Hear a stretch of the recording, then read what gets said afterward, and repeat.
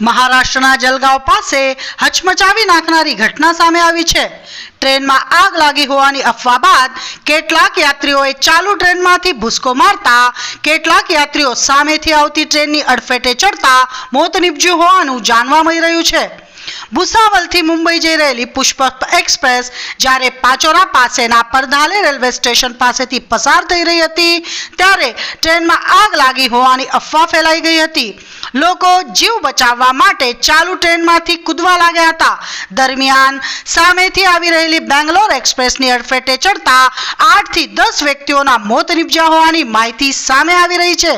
ઘટનાના પગલે અફરાતફરીનો માહોલ જોવા મળી રહ્યો છે તો મોટા પોલીસ કાફલો અને રેલવેના ઉચ્ચ અધિકારીઓ પણ ઘટના સ્થળે દોડી ગયા હોવાનું જાણવા મળી રહ્યું છે।